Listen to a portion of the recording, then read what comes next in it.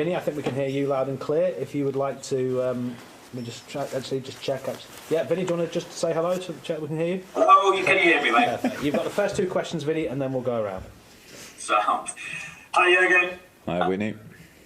Is this a situation when you're trailing by 2 goals where you've got nothing to lose and everything to gain, and that can work in your favour on the night? When you're 3-1 down, it looks like you're already out. That means you have not a lot to lose, let me say it like this. And yeah, so we will give it a try. I think that's the job we have to do, and that's exactly how we will go for it, if you want. It's a result which showed the result of the performances of the night. They were better than us. We were not as good as we should have been or could have been. But it's the first half of the leg, and so yeah, that's it.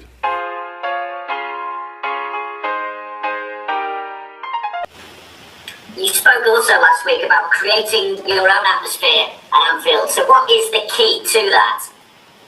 Oh, we have to, because everybody now, it's not the first interview I have obviously today, and everybody's about our comebacks in the past and what's with supporters and stuff like this. That's true, but that's a lot of problems we have, or we will face before we have even a chance to win that game. And that's actually the idea, that we try to win the football game tomorrow night. It's just one extra problem. No supporters in the stadium. So the result is a problem, the quality of the opponent is a problem, and then obviously that the stadium is empty is a problem as well. So now I can hear me twice, that's great. Sorry, it's okay. Oh, good. Yeah. Good, okay, finished, yeah. Vinny, we'll go to Sam Shoot from PLP for one, and then we'll go around. Hi, Jürgen, nice to see you. Just a quick one on Trent Alexander-Arnold, if you don't mind. It's pretty clear that he's been working extra hard over the past couple of weeks. Is that what separates the world-class players from the rest? The ability to raise your game, raise your standards after a setback? Yes. Yeah? Yes, actually, but you always expect from each player. But look, it's a little bit of a problem for me to answer the question, because it always looks like he didn't play well before, and I really don't. We don't play a brilliant season. We know that so far. But Trent had a difficult start from a specific moment. He played a really good season. Did he play exactly as good as he could have played or played in the past, stuff like this? I don't even know 100%. But then it started a discussion, and I raised his game after that. He had assists for us before that. Yes, it's a special situation. He reacted really well, and that's important. But it's not that he was in a dark place and had to lift himself out of that. He just didn't get selected for England. That was all. Okay, thank you, Sam. We will go to Ian Kennedy from the BBC, and then James from TalkSport. Ian. Hi, Jürgen. Hi. Jürgen, you've been in this situation before, obviously, and I know other games are in the past now, and people will reference the Barcelona game, for example, but is there anything that you yourself would go back to in terms of the run-up to that game, something maybe that you said in the dressing room before the game that can be useful for this game? Oh, much more than the Barcelona game is useful, we'll see. But we played 3 years ago, I don't even know when it was, but with Dortmund against Madrid. We lost at Madrid 3-0. We played not good. Madrid was clear better than night. German journalists asked me afterward if it's gone already, and I had to say, probably, but what shall we do? We have to play the second leg as well. So there was a situation. After 37 minutes in the next game, we were 2-0 up. It stayed with 2-0, by the way. So we didn't go through. But football is football, we all know that, and there are a lot of things possible. But first and foremost, I understand that we speak now about results, obviously, but for me it's only much more important is the performance. We have to play like ourselves. We have to play as good as we can. We have to try to win that game, and just that. And then we will see what the result where the result leads us to. So winning 1-0 would mean whenever we score that goal, we have a minute or 5 minutes or 10 minutes time to try to get the second goal and all these kind of things. But and for that you have to really, and that's really important with the quality Madrid has. You have to defend on your absolute highest level, what we didn't do the other night, and that's why this is as important as the other things. It's about winning football games always, and that's the target for tomorrow night.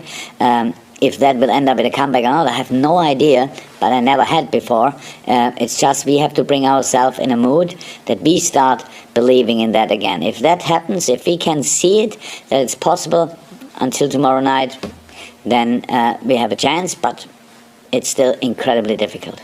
Okay, just before we go to James from TalkSport and then Carl from the Press Association, we're having a few issues, I think, with simultaneous translation here, so apologies for that. I've noticed I've got Diego and Elias on. If you're able to ask your questions in English, even if it's difficult, then if we can do that, that would be great. If not, we'll see if we can sort it out. If they understood what you said, they can ask a question in English. Indeed, 100%. we'll come to you. But we'll go to James from TalkSport first. Can you ask your question? Yes, it's fine, go on. Yeah, we know that a 2-0 victory would suffice tomorrow night. And does the state of the tie affect the way you approach the game? Or from what you're saying there, you almost do have to approach it as if it's 0-0. And how important is that clean sheet going to be? Yeah, very important, but that's actually not too different to other games. You never want to concede goals, and if you are really focused and all that, and that's what we have to do. So we cannot ignore defending in this game. The quality that we get punished for sure. I have no idea if anybody in the world can deny Real Madrid from having any chances. So they beat us a week ago. Yes, we were not good, but a few days later they beat Barcelona in a very important game as well. So they are obviously in a good moment, and we have to deny that, and we have to defend on our highest level, and then we have to create as well. So that's it. It's nothing different really, but of course it feels always different. Like, yes, it's all this game starts with 0-0 anyway, but if they would go 1-0 up, whatever, then in a normal game we have to score 2 to win it, and to score 1 to get a point wouldn't help, 2-1 wouldn't help. So that's the situation. We have to be 100% on our absolutely top level to have a chance to make it, but that's possible that we are at our 100%, so we should try it. Okay, thank you. We go to Carl Markham, and then we're going to try Diego and Elias, but we'll go to Carl Markham first. Hi again. Hi. You said last week that you didn't want really to be known as the comeback kings for games, for reputation you've got. But I'm just wondering, tomorrow is exactly 5 years today since that Europa League comeback against Dortmund, and obviously the Barcelona one features heavily. Do you use any of that as motivation for your players in the preparation? We will see. The boys know that some of the players were involved in these games and famous. Did I say I don't want to be known as the comeback kings? Okay. Yeah, I think you actually said, I'd not like to sit here and say comebacks are our thing. Yeah, because you cannot take it for granted. So you never could and you never should. So that's it, pretty much. Yeah, true. So you don't get a comeback because you had a comeback in the past. You only have a chance if you play really good football in the present, and that's what we have to do. The best situation would be if you don't bring yourself in a situation that you need a comeback. But obviously that's not worth to talk about now. But the situation is clear. The situation is clear. That's why this competition is so interesting, because you have these rules like the away goal counts different and all these kind of things, and so that makes it really exciting. And we will see. And we should not concede. And if we then can create more than we had at Madrid, and that should be possible because we didn't have a lot, then we will see what we get in the end. But it's not. What I actually really mean. We cannot just take comebacks for granted, especially not without a crowd in the stadium. So, and we have to create our own atmosphere again for this game, and we will do. Will not do that today, or like that it constantly going off for the boys and try to tell them whatever kind of stories. No, we have tomorrow a full day, one session in the morning, light session, and then a full day to prepare us from a atmosphere point of view. Okay, thank you very much, Carl. We've still got a couple to come from Dave and also Chris, but we've probably got all the hands up we can now for Jurgen's section. A reminder, Andy Robertson comes next as the Liverpool player. We're going to try Diego Plaza, if possible. Diego, see you in your car. Are you okay in English, or do we need to try the headphones? In Spanish, please. We can try these. Okay. There we go. Yes, it works. We can hear you. Fire away, Diego. Okay. Buenas tardes, Jürgen. Diego Plaza del Chiringuito. Zidane dijo tras ganar al Barcelona que estaban al límite físicamente. ¿Usted cree que esa puede ser una de las claves a su favor en el encuentro? ¿Plantear un partido físico con una presión alta e intensa desde el inicio?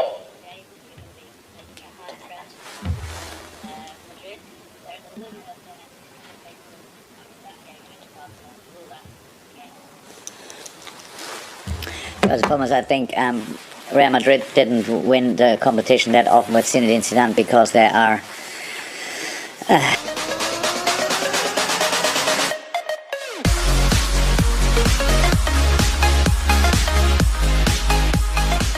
not experienced. They are pretty experienced, and these are all things. They're already part of the game, so that they have intense season and they have injuries. That's clear. Everybody can see that. We have the same. So we're on the same level. Nobody has to use that for any kind of explanations. So it's just late in the season, crazy year with a lot of games and all these kinds of things. But the decisive part of the season is now, and I'm 100% sure Real Madrid will be 100% ready for this game. And that's what we prepare for, and not for what the team felt 5 minutes after the Barcelona game, which is obviously a moment when you really feel each bone when it was that intense. So they are in a good moment, and that's what we will prepare for. Thank you, Diego. Before we just go to Elias next, we're going to go to Juan Ignacio, if you can be ready, but we go to Elias first. I'm not sure which language this is in, Elias, either English or Spanish. English? Perfect, thank you. Yes, we can hear you. Yeah. Hi, Jurgen. What's it going to take tomorrow to get the breakthrough to beat Real Madrid? What will you need to get the breakthrough to beat Real Madrid? To beat Real Madrid, you have to defend Real Madrid on your absolute highest level, because their offensive qualities are incredible, and even that is then really difficult. The first goal they scored is a good example for it. That's for most of the teams in the world not even half a chance, but the pass from Toni Kroos and the first touch and the finish was absolutely incredible.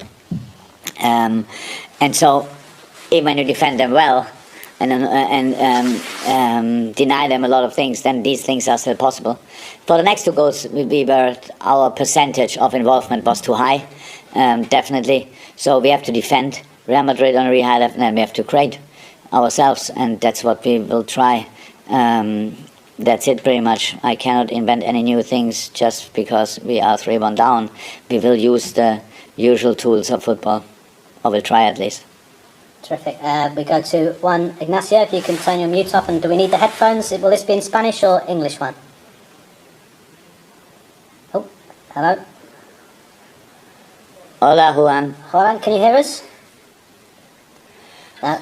Okay, we'll come back to him in a second if we can. We'll go to Chris Bascom and then Dave Maddock. Chris. Hi. It's pretty obvious last week that was not the real Liverpool. I mean, is there a sense of pride comes into play with a game like this? You're playing Real Madrid, huge game.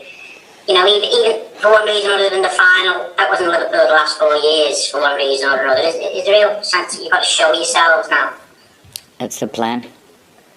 That's the plan, but it's look. It's how I said. It's all these kind of things in press conference. I have no problem with press conference. The only thing is that the only thing a press conference could be influential is in a negative way. That I give some phrases, headlines, whatever, and for them it's absolutely not. I don't like that, and we don't need that. I'm already completely in the mood for the game, and that means whatever we want in this tie, we have to show tomorrow night on the pitch and not me here or Robbo later in the press conference or whatever. It's all about tomorrow night on the pitch. That's it. Thank you, Chris. Dave Maddock, and then Neil Jones. Dave. Jürgen, from everything you've said, I kind of get the impression that you think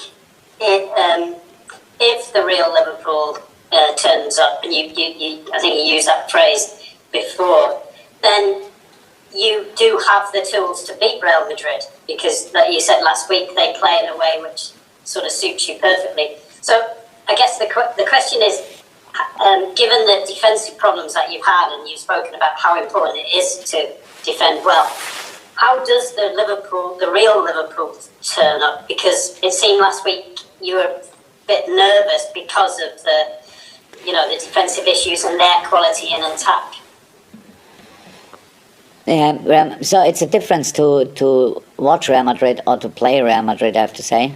So because the quality of the individual quality of the players is really high. If they obviously want something desperately, what was the case that night, how I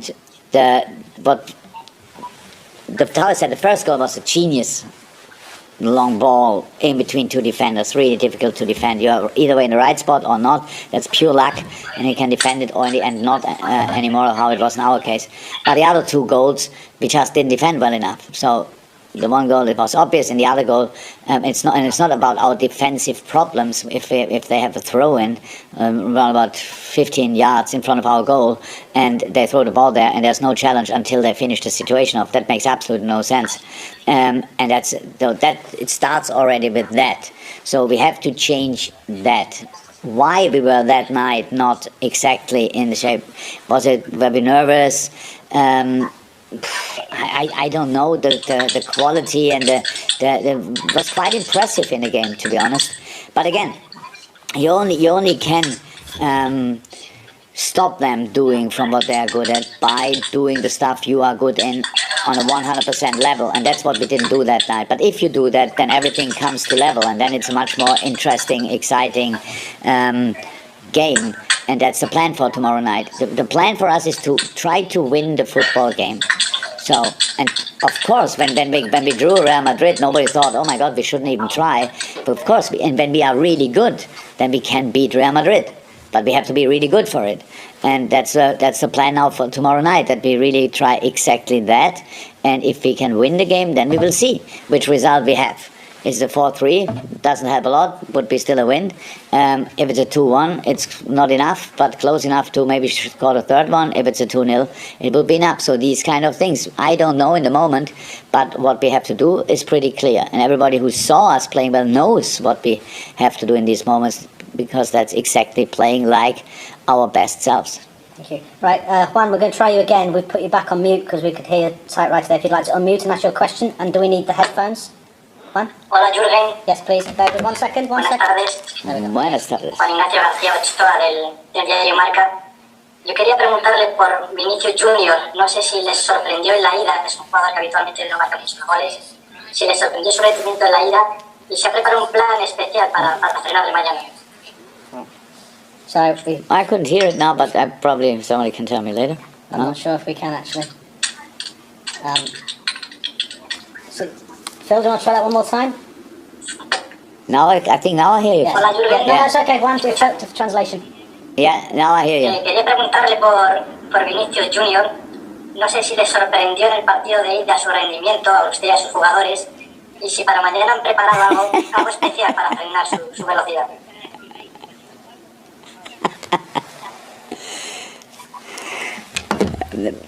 I was impressed, not surprised. He's obviously an outstanding talent, and everybody knew it before Real Madrid signed him, but since then it became obviously even better, and that's cool. Special plans, yeah, that's unfortunately the case. You saw the one goal I think we could have defended. The other goal I said was just a great long ball, and then great first touch and great finish. So yeah, we tried to avoid the passes in his direction, which is a big task actually. But impressed, yes. Surprised, not. Okay. Final question to Jurgen Klopp, and then Andy Robertson will be in a few minutes' time. To Neil Jones from goal, and that concludes this part of the press conference. Neil. Hi, Jurgen.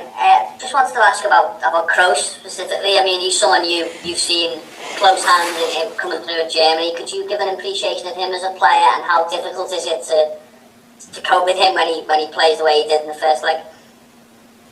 Oh, one of the biggest talents in German football for a long time. He's a great player since very early, when he was really young, pretty early, signed for Bayern, got a loan for Leverkusen, came back to Bayern, played incredible stuff there, made then a kind of a brave move to Real Madrid, and became then one of the most successful club footballers in the world, with Germany together, world champion as well in 2014. So obviously quite a successful career so far, and not really old. I'm not sure, Tony might be 29, something like that.